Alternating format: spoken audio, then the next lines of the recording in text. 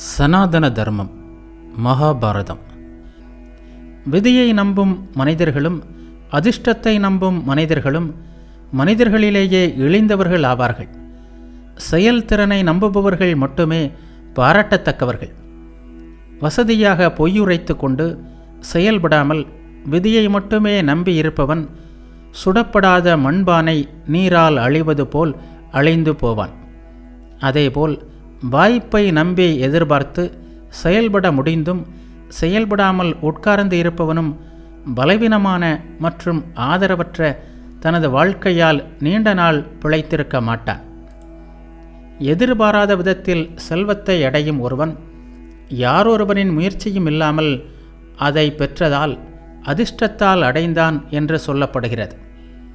அறச்சடங்குகள் மூலம் ஒரு மனிதன் அடையும் எந்த நற்பேறாக இருந்தாலும் அது அதிர்ஷ்டவசமாக பெற்றதாகவே சொல்லப்படுகிறது.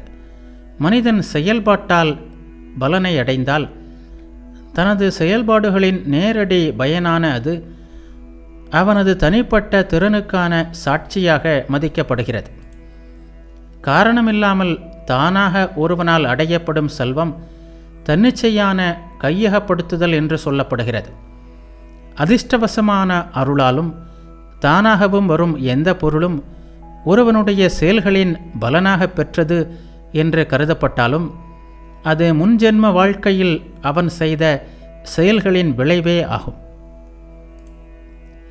அண்ட ஆணையாளரான கடவுள் முன்ஜென்ம வாழ்க்கையில் செய்த செயல்களை ஆராய்ந்து இந்த உலகத்தில் அதன் பகுதிகளை மனிதர்களுக்கு வழங்குகிறான். நல்லதாகவோ தீயதாகவோ எச்செயலையும் செய்யும் ஒரு மனிதன் அது கடவுள் கொடுத்த பயன் என்பதை அறிந்து முன்ஜென்ம வாழ்க்கைக்கு தக்கபடி செயல்படுகிறான். இந்த உடல் கடவுளின் கரங்களில் செய்யப்படும் செயல்களுக்கு கருவியாக மட்டுமே இருக்கிறது. செயல் திறனற்றதாக இருக்கும் உடல் கடவுள் பணித்ததை செய்கிறது. திரௌபதி சொன்னாள், ஓ குந்தியின் மகனே, தலைவர்களுக்கு தலைவனான கடவுளே அனைத்து உயிரினங்களையும் செயல்பட வைக்கிறான். உயிரினங்கள் தானே செயல்படும் சக்தியற்றவை. ஓ வீரரே, மனிதன் முதலில் மனதில் ஒரு காரியத்தை தீர்மானித்து தனது அறிவின் துணை கொண்டு அதை சாதிக்கிறான்.